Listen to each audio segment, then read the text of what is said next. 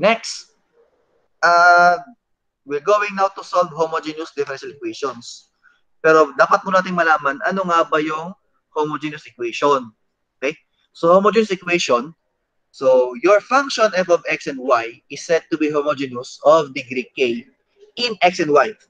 If and only if that your f of lambda x lambda y is equal to lambda raised to k times your f of x and y. Okay? And then we have your two theorems in here. If f and n are both homogeneous of the same degree, the function m over n is homogeneous of degree 0. So kung pareha silang homogeneous sa same degree, your function m over n is degree 0 na homogeneous. And then, theorem 2.2, if f of x and y is homogeneous of degree 0 in x and y, and then therefore your f of x and y is a function of y over x alone. Okay? So for example, we determine if the equation given is homogeneous or not. Paano ba yan? So dapat ang condition, masatisfy natin that your function of lambda x, lambda y is equal to lambda raised to k times your f of x and y. Okay? So gawin natin yan. Kung ano yan ginagawa? Yung x and y mo, okay? Yung x and y mo na function, gagawin mo lang na f of x, lambda y muna. Okay? So that your f of lambda x, lambda y is now of 4. Yung x gawin mo lang lambda x squared minus 3. Yung x ganoon pa rin, lambda x. And then yung y is lambda y plus, yung y is lambda y squared. Okay. That's it. And then, okay, square mo yung lambda x. So that is 4 lambda squared x squared minus 3 lambda squared xy plus lambda squared y squared. And then, common yung lambda squared. So we can factor this out. We now have lambda squared. Then we have the quantity 4x squared minus 3xy plus y squared. Then as you can see, this is your function of x. Ito. This is your given function. So therefore, your equation is homogeneous. And then the degree is, anong degree nito? Ayan yung power ng lambda. Ang power ng lambda is this one. We have squared, or that is degree 2. Okay? That is now homogeneous. Okay? And then, paano naman itong equation na to? 2x over square root of x squared plus y squared. How about this one? Okay? How about that one? So kung yan naman, ganun pa rin, same. We now, ano gawin natin dito? Ganun pa rin. Your x, substitute mo sa lambda x, and then your y, lambda y. And then as you can see, okay, you have your lambda x, and then lambda squared. And then common yung square root ng lambda squared is lambda. And then, common yung lambda. So lambda over lambda, that is lambda raised to 0 or 1. So we now have lambda raised to 0 times 2x over the square root of x squared plus y squared is 1. Okay?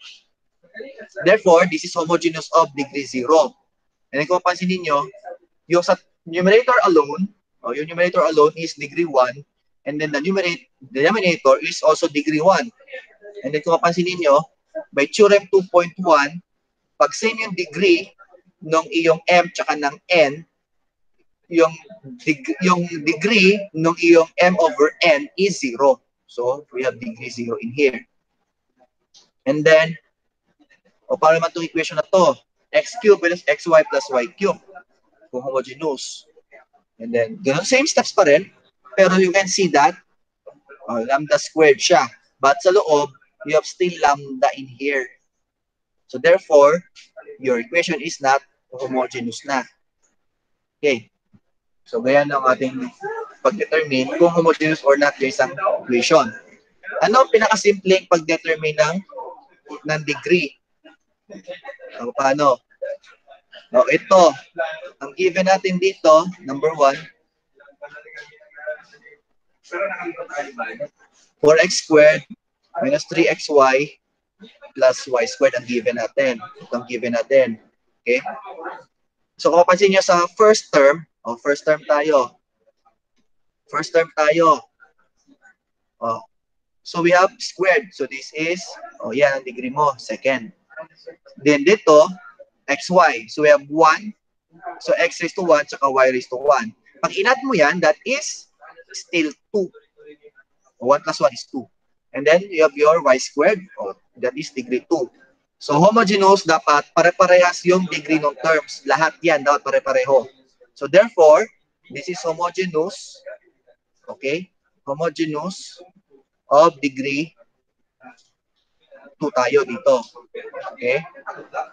How about this one? Okay? Dito naman, yung 2x over square root of x squared minus y squared. O sa taas, x. 1 siya. Sa taas. Sa taas, degree 1. Sa baba, square root ng x, square root ng may square yan siya. Yung square niyan, degree 1 pa rin. Since same yung degree nila, okay, so we have your m over n. Pag same ang degree niyan, magiging homogeneous yan siya of degree 0. Okay? So, yan yun. Yan yung sa theorem. Sa theorem 2.1. How about the next? Ito. X cubed minus xy plus y cubed. Ito tayo. X cubed. Cube. So, 3. xy, 1, 1. 1 plus 1 is 2. And then dito, 3. Kung mapansin nyo, iba-iba. Hindi sila pare-pareho. So, kaya ang nangyari dyan, this is not homogeneous. Yung given na function. Okay? So, kaya lang kapag-determine kung ang function mo ay homogeneous or not.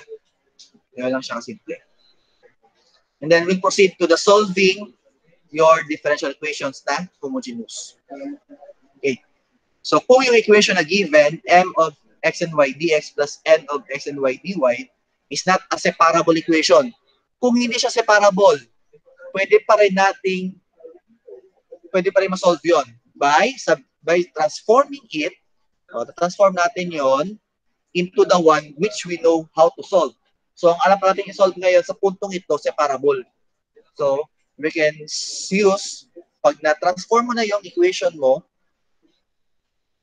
pag na-transform mo na yan, we can have a separable equation. Paano yung ginagawa? We have to substitute. Okay, meron tayong substitution na ginagawa. So, ito yung substitution procedure. So, first, identify mo muna yung type ng equation. Identify the type of equation, and then determine the appropriate substitution or transformation. Okay? And then, you rewrite now the given differential equation in terms of the new variables. Okay? And then, you solve now for the transform equation. And then, you transform back your solution in terms of your original variables. Okay? So, for the equation of order 1, we have this one given, m of m dx plus n dy is equal to 0. Your coefficients of m and n are both homogeneous. Okay, so dapat homogeneous pareha lahat yan. Of the same degree and x and y. So parehas dapat ng degree. Okay, so we have now from 2.6, equation 2.6 in here. That is homogeneous. Okay, so from 2.6, we can write that in the form in 2.7, which is dy over dx plus g times y over x is equal to 0. So we introduce a new variable v. We have a new variable v by putting y is equal to vx. Then 2.7 now becomes x dv over dx plus v plus g of v. Your g is a function of v is equal to 0. Okay, in which now your variables are separable. And then we can now obtain the solution of 2.8 by using the method of separable equation. Okay? And then we insert y over x for v and arrive at the solution of 2.6. Okay? The solution, okay, the substitution y is equal to vx will now transform equation 2.6 into an equation in v and x. So from the given, so ang given natin is in equation in y, x and y. So from the given, x and y siya, magiging v and x. Okay? So pag ginawa mo yung substitution na y is equal to vx. Okay? So let's solve some examples para makita ninyo. Okay. So for example number 1, solve the equation x squared minus xy plus y squared dx plus xy dy is equal to 0. As you can see, this is homogeneous. Okay? So we have your 2 and then xy 2 pa rin yan and then y squared 2, xy 2. So this is all 2. 2 yung kanyang power. So that is homogeneous of degree 2. So now, alam natin yung homogeneous na yan, we now make the substitution. Okay, so we let y tayo is equal to vx. And then, dy is equal to, using product rule, that is v dx plus x dv. And then after that, we substitute this to your given differential equation. We now have x squared minus x, your y is vx squared plus vx squared dx minus x, your y is vx, then dy is v dx plus x dv is equal to 0. Okay. Algebraic manipulations tayo. We now have, bakit may squared ito? Wala tong squared. Okay. So we now have the quantity x squared minus x times dx, that is vx squared plus v squared x squared and then times dx minus distribute mo yung x sa v dito, substitute mo dyan. So you have vx squared, later na yung sa v dx plus x dv na term. Okay? Okay, as you can see, kung makita ninyo, common yung x squared. May x squared, x squared, x squared, tsaka x squared. Common yung x squared. So we can divide the whole equation sa x squared. So that we now have 1 minus v plus v squared dx, okay? Minus v times the quantity v dx plus x dv is equal to 0. Okay. And then, now, okay, mula dyan, ang gagawin natin ngayon, we distribute your v, distribute yung v, and then, distribute natin yung ito sa dx. Okay? So, we now have dx minus v dx plus v squared dx minus v squared dx. Okay? And then minus v to minus v. So magiging minus vx dv is equal to 0. Okay. Tingnan natin yung mga like terms dito. We have dx, dx, dx, dx. And then we have the dv. Ayan, isa lang yung dv. And then kung mapansin ninyo, v squared dx minus v squared dx, that is cancelled. Cancel lang natin yan since this is 0. So we now have dx minus v dx minus vx dv is equal to 0. Okay? So, common yung dx. So we have, factor out natin yung dx. We have 1 minus v. Okay? 1 minus v dx minus vx dv is equal to 0. Okay? Ngayon, ang gagawin natin, we now separate the variables. Kasi separable na siya. Okay? Dito may 1 minus v and then we have the dx term. Tanggal natin yung 1 minus v dyan. So, divide natin sa 1 minus v. Okay? Sa kabila, dv term, o may v ka, tanggalin natin yung x na to. So, we have x dito. O yan, divide mo sa 1 minus v times x. So that, we now have dx over x dito, minus of v dv over 1 minus v. Cancel na yung x is equal to 0. Okay, integrate na natin to. Okay, integrate na natin to. Kaya lang wala tayong v dv over 1 minus v. Kasi pag nilet mo to na ano, dapat negative dv lang, walang v. Okay? Paano yun ngayon?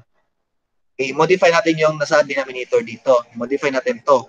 So that we have the integral of dx over x minus the integral of v dv over, gawin kong minus the quantity v minus 1.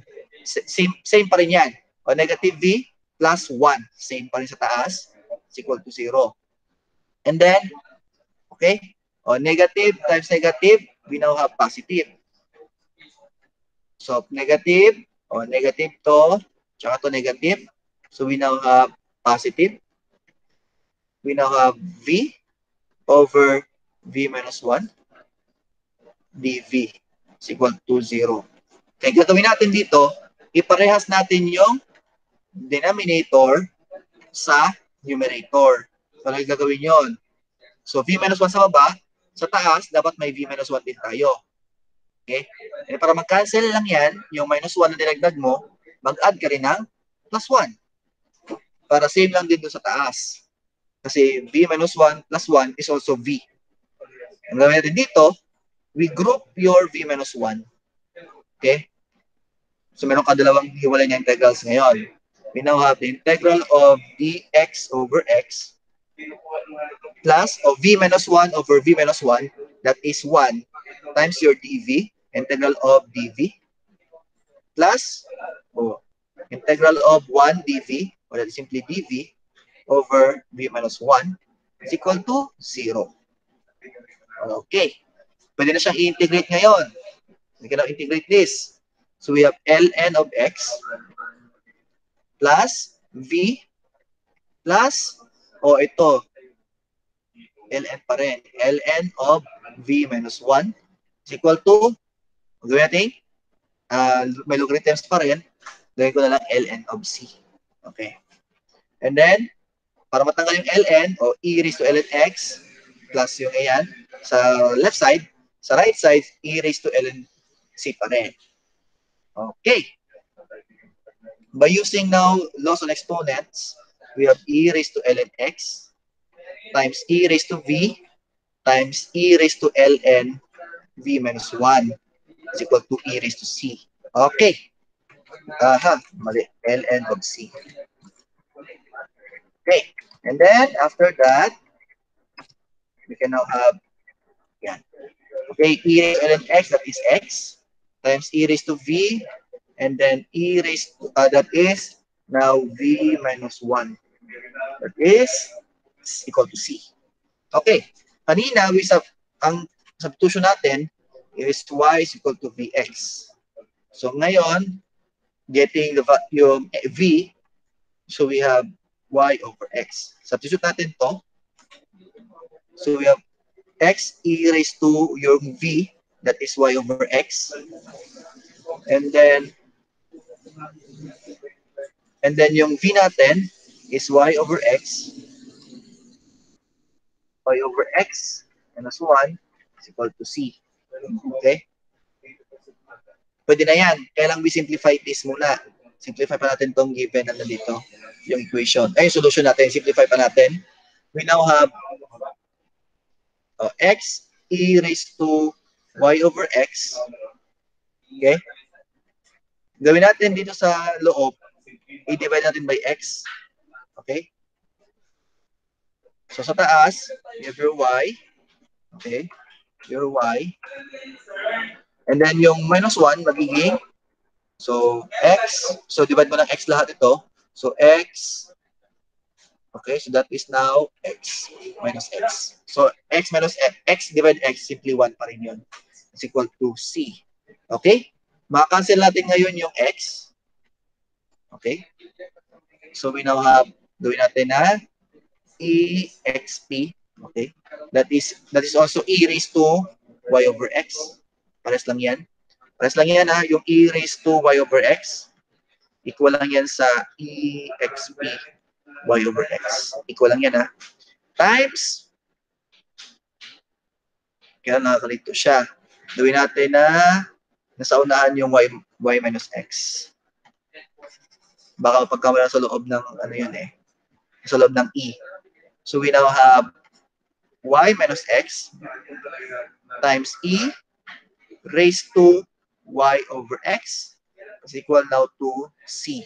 So this is now the general solution for your given differential equation. Okay? Any question? Before we proceed to the next example. Sige, next example. Number 2. Okay, example number 2.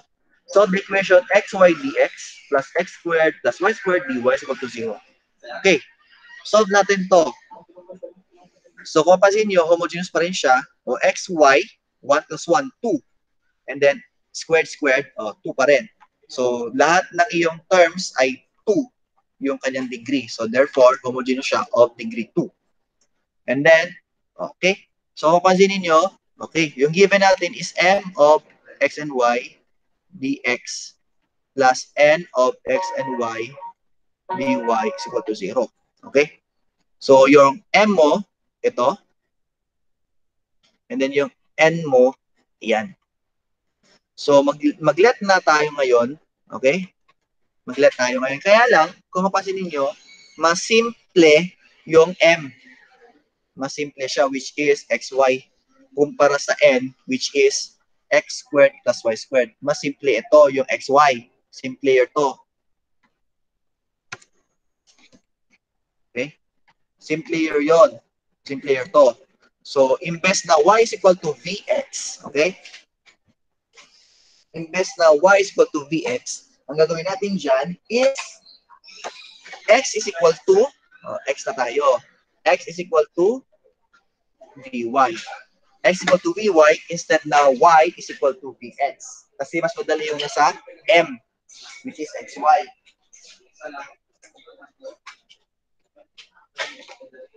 Para mas madali yung substitution later. Hindi kayo sobrang mahirapan sa algebra. Okay? Pwede naman yung y is equal to vx. Medyo mahirap lang yung algebra nun. Baka malito na kayo. And then, your dx is equal to v dy plus y dv. Ayan siya. Okay. Substitute natin sa given. So we have now vy yung x times y. Yung dx natin is v dy plus y dv. Plus, okay, yung x mo is vy squared plus y squared dy is equal to 0. Okay, next. Distribute natin yung vy, times natin yung vy sa y. So we have vy squared times v dy plus y dv. Okay? Plus, vy squared, that is, quantity vy squared, that is v squared y squared plus y squared dy is equal to 0. Okay? Kaya kung mapansin ninyo, dito pa rin, common yung y squared na terms. So we can divide both sides of the equation sa y squared. Okay? We now have v na lang dito, times v dx plus y dv plus the quantity v squared, okay, plus 1, cancel na yung y squared, dy is equal now to 0. Okay. Distribute natin yung v dito. And then, distribute na natin to sa dy na term. So, we now have v squared dx plus vy dv plus v squared dy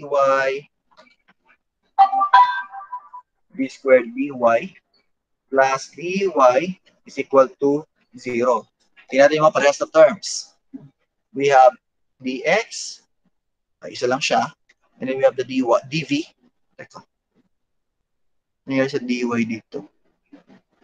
v dy, v dy, y dv, v dy, ay, mali na kopya ko dito pala. So that is v dy.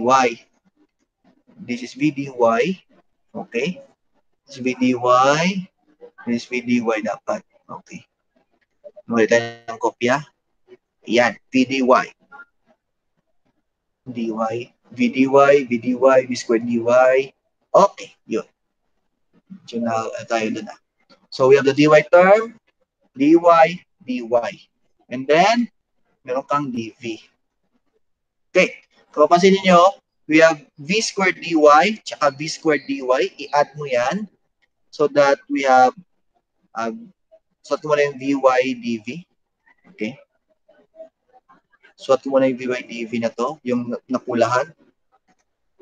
So vy dv plus v squared dy plus v squared dy, that is 2v squared dy plus dy is equal to 0. Factor out natin yung common na differential, which is dy. Kung factor out natin, we have vy dv plus the quantity 2v squared plus 1 dy is equal to 0. Okay? And then, we can now separate the variables. Okay? Separation tayo ng variables na. So, divide natin. O, tanggalin natin dito yung, tanggalin natin dito v dv, tanggalin yung y. So, divide natin yung equation ng y. And then, ito, tanggalin natin to. Kasi may times dy. So, times natin to sa 2v squared plus 1. Okay, divide lang natin yan. So, we now have v dv, okay, v dv over 2v squared plus 1. Cancel na yung y. Plus, okay, dy. Cancel na yung 2v squared plus 1. dy over y is equal to 0. Okay, integrate natin to ngayon. Integrate, integrate. Okay, and then, let tayo. So, para makita natin yung solving na integral. We let u, u na lang. We let u to be your denominator, 2v squared plus 1. And then du is equal to, derivative niyan is 4v dv. Okay lang, v dv lang, walang 4. Pwede magdagdag ng 4 dito. Okay? Dagdag ng 4. Pero sa labas, dapat meron kang neutralize, which is 1/4. Okay? So, we now have na 1/4 times the integral of yung 4v dv, that is du over u plus dy over y, integral niyan is equal to 0. Okay, so now we can now solve. We have 1/4 of 1/4 times ln of u plus ln of y is equal to, integral niyan is 0 plus your constant ln of c. Okay. And then, substitute natin yung u. We have 1/4 ln of 2v squared plus 1 plus ln of y is equal to ln of c. And then after that, may 1/4 tayo. Multiply natin to sa 4 so that we have ln of 2v squared plus 1 plus 4 ln of y is equal to, gawin ko pa rin ln of c. Kasi 4 times your constant, ln of c, is also a constant, which is ln of c pa rin. Okay?